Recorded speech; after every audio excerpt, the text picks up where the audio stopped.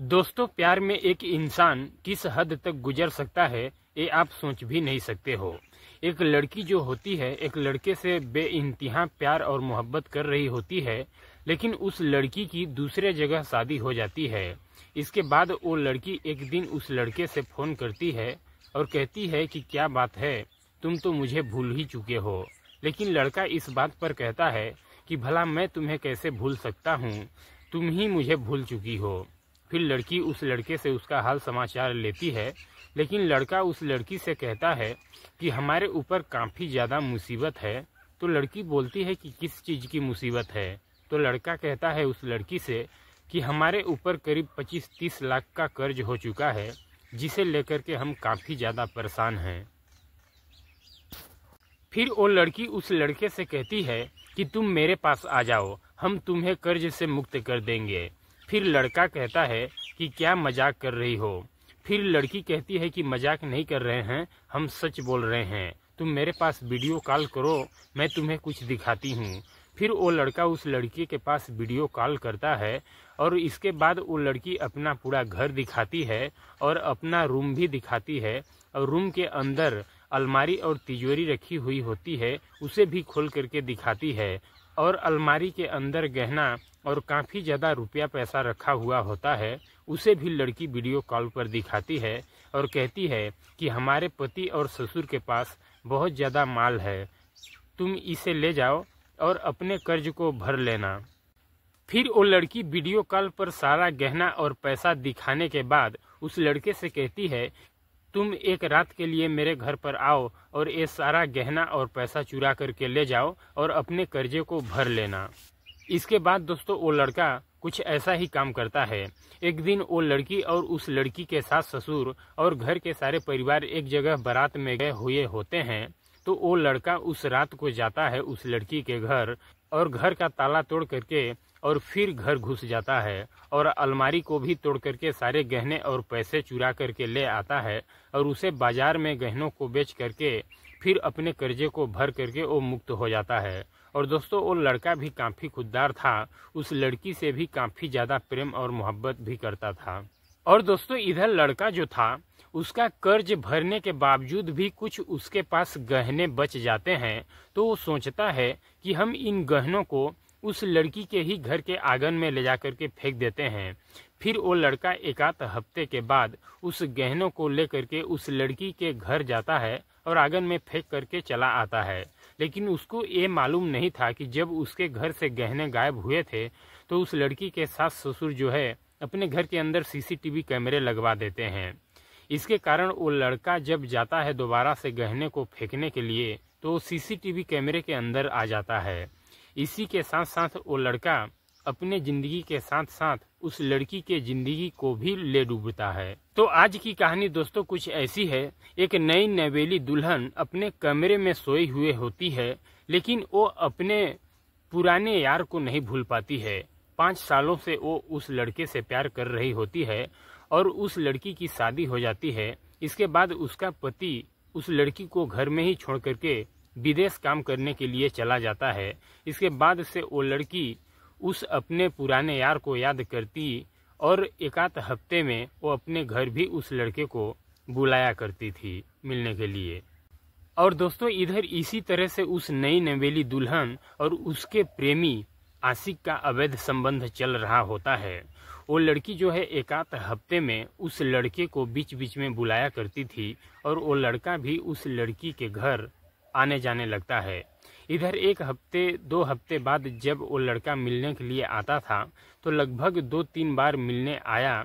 इसके बाद आखिरी बार जब वो लड़का उस लड़की से मिलने के लिए आता है और रात भर बिताने के बाद जब वो लड़का उस लड़की के घर से भोर के समय में निकलने वाला होता है तो वो लड़की उस लड़के से कहती है कि अब पता नहीं तुम कब मेरे से मिलने के लिए आओगे, जाते ही जाते एक बार और।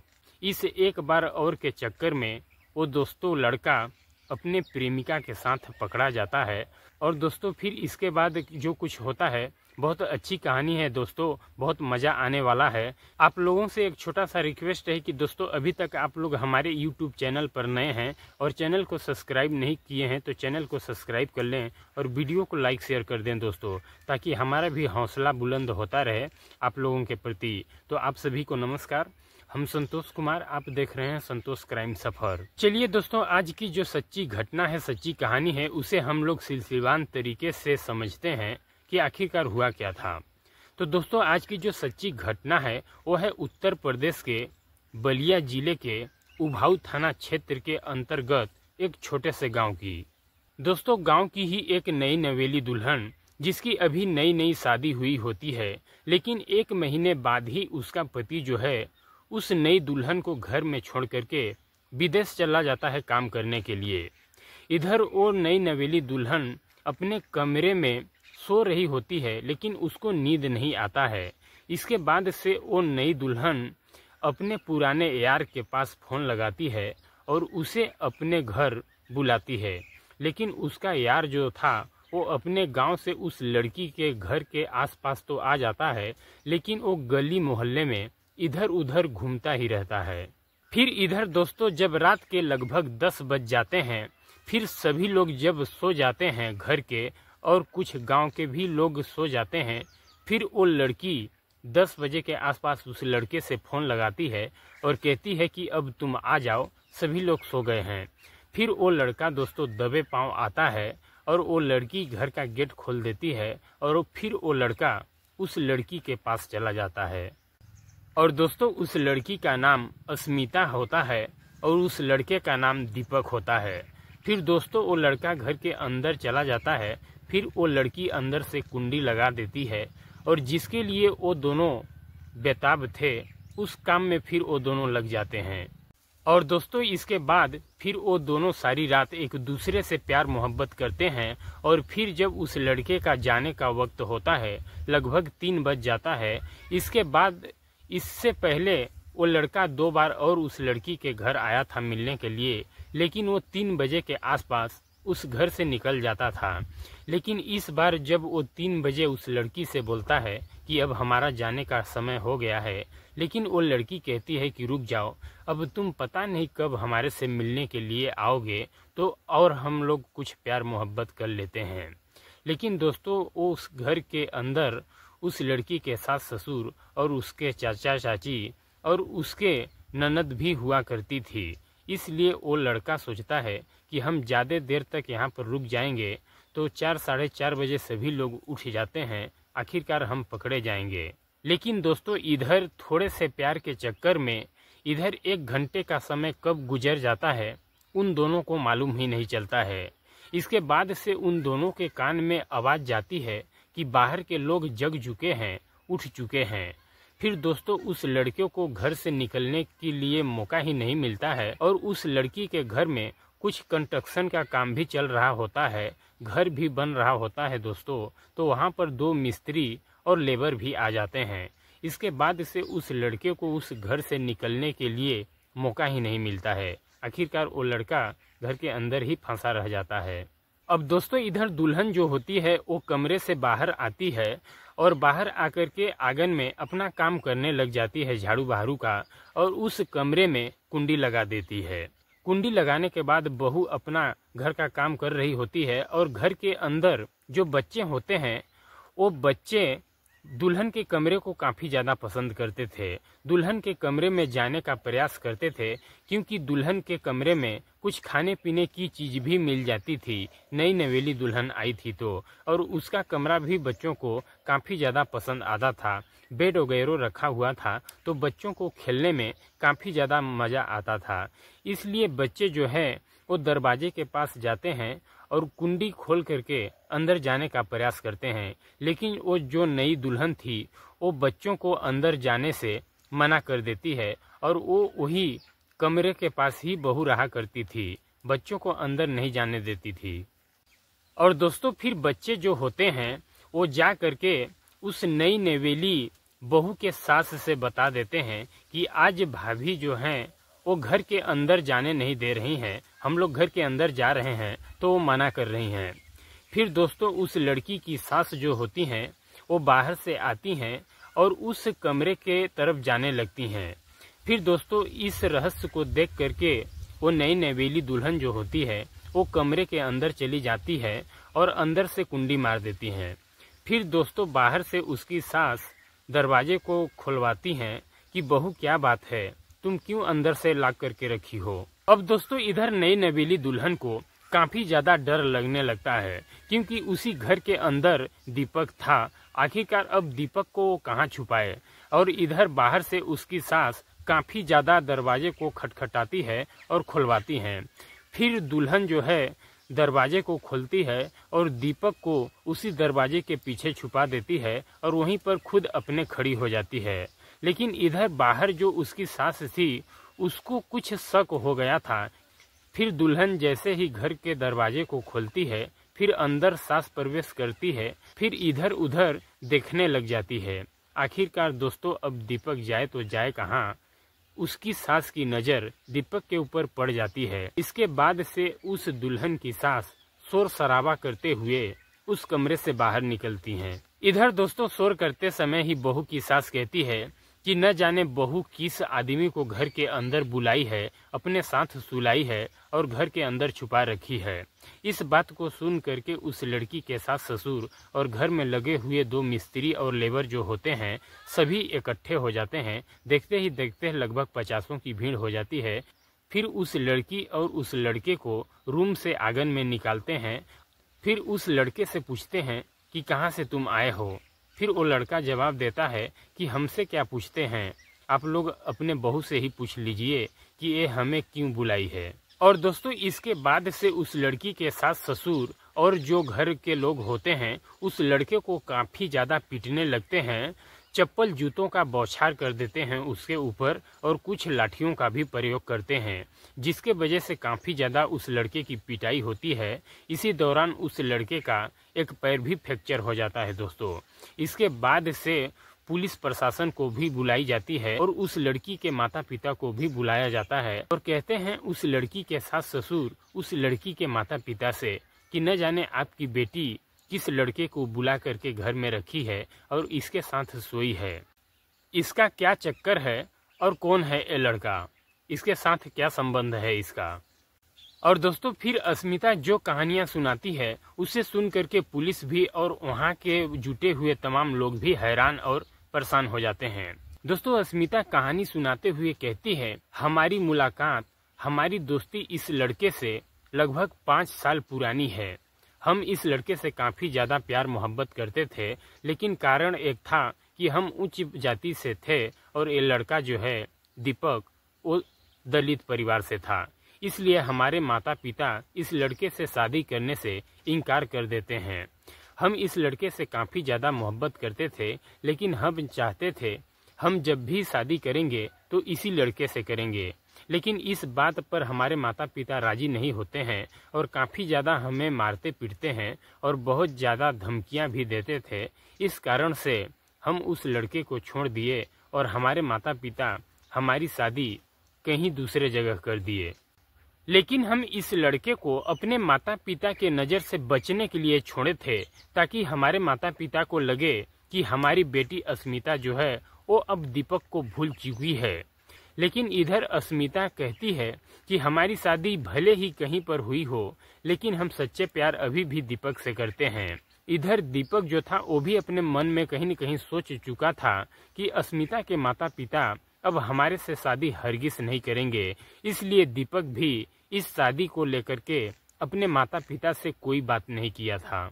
और अंत में हमारे माता पिता एक दूसरे गांव में रहने वाले एक लड़के के साथ हमारी शादी कर देते हैं। वो लड़का बाहर में रह करके अच्छा खासा पैसा कमा रहा होता है। कुछ महीनों के लिए छुट्टियां थी तो वो अपने घर पर आया हुआ होता है। उसी दौरान में हमारे माता पिता हमारी शादी उस लड़के के साथ कर देते हैं। लेकिन इधर जैसे ही हमारी शादी होती है लगभग 1 महीने तक वो लड़का हमारे साथ रहता है। इसके बाद फिर से वो लड़का विदेश अपना ड्यूटी करने के लिए चला जाता है, हमें घर पर ही छोड़ करके। इधर दोस्तों नई नवेली दुल्हन अस्मिता अपने ससुराल में अकेली रहती थी। उसका पति विदेश के लिए चला जाता है और रात में जब अस्मिता सोने के लिए जाती थी तो कमरे में अब अस्मिता को अकेले नींद नहीं आता है। इसलिए अस्मिता को अब कहीं न कहीं अपने पुराने यार दीपक की भी याद आ जाती है और फिर अस्मिता कॉल करके दीपक को अपने घर मिलने के लिए बुला लेती थी। इधर उसका प्रेमी जो था दीपक, वो अपने गांव से बस पकड़ करके दिन में ही अस्मिता के गांव आ जाता और इधर उधर गली मोहल्ले में घूमने लगता है। जब रात के 10-11 बज जाते फिर से अस्मिता फोन करती तो दीपक जो है वो दबे पांव अस्मिता के घर आ जाता था। इसके बाद दोस्तों वो लड़का अस्मिता के साथ कमरे में रात भर बिताता है और भोर के समय में फिर वो निकल करके अपने गांव के लिए चला जाता है। इधर इसी तरह से अस्मिता जो है उस लड़के को अब एक हफ्ते में 2 बार बुलाती है। 2 बार वो लड़का जैसे ही आता है फिर तीसरे हफ्ते अस्मिता फिर से दीपक के पास कॉल करती है और फिर दीपक अस्मिता से मिलने के लिए आ जाता है। लेकिन इधर रात भर मिलने के बाद जब 3 बजे का समय होता है दीपक जाने के लिए बोलता है तो अस्मिता कहती है कि पता नहीं कब मेरे से फिर से तुम मिलने के लिए आओगे, इसलिए एक बार और। फिर दोस्तों इसी एक बार और के चक्कर में इधर 1 घंटे का समय गुजर जाता है।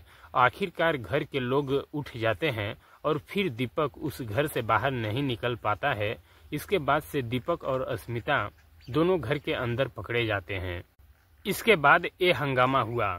इस तरह की कहानी जब पुलिस सुनती है तो आखिरकार दोस्तों फिर पुलिस उस लड़की से पूछती है कि अब तुम आखिरी में बताओ कि तुम किसके साथ रहना चाहती हो।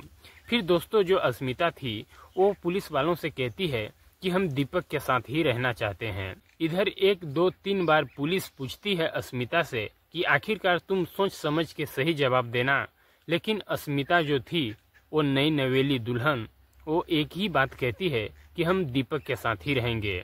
इसके बाद दोस्तों अस्मिता के माता पिता भी वहीं पर होते हैं और उस लड़की के सास ससुर भी वहीं पर होते हैं। उस लड़की के सास ससुर और अस्मिता के माता पिता मिल करके उस लड़की को अस्मिता के माता पिता के घर भेज दिया जाता है और इधर उस लड़के दीपक के भी माता पिता आए हुए होते हैं और उस लड़के को छुड़ा करके वो लोग अपने घर ले जाते हैं। इसके बाद दोस्तों 2 दिन का जैसे ही इधर समय गुजरता है, आखिरकार अस्मिता के माता पिता फिर से उस लड़की के सास ससुर के पास फोन करते हैं और कहते हैं कि हम अपने बेटी को काफ़ी ज़्यादा समझा बुझा दिए हैं और हमारी बेटी अस्मिता जो है वो अपनी गलती स्वीकार भी कर ली है और अब कह रही है कि दोबारा से हम ऐसी गलती कभी नहीं करेंगे। फिर दोस्तों अस्मिता के सास ससुर भी जो होते हैं वो मान जाते हैं कि आखिरकार अब दोबारा से इस तरह की गलती नहीं करेगी तो कोई बात नहीं है। फिर दोस्तों अस्मिता फिर से अपने ससुराल आ जाती है। लेकिन इधर दोस्तों अस्मिता के अब जो घर के और परिवार हैं उसके ननद भी हैं और उसके सास ससुर आखिरकार अस्मिता को ताना मारने लगते हैं और कहते हैं कि तुम हमारे घर 2-3 महीने में ही इस तरह से करने लग गई हो और उस लड़के के साथ बाहर में 5 सालों से क्या कर रही होगी। इसके बाद दोस्तों अस्मिता के सास ससुर कहते हैं कि हम तुम्हें अपने घर में नहीं रहने देंगे।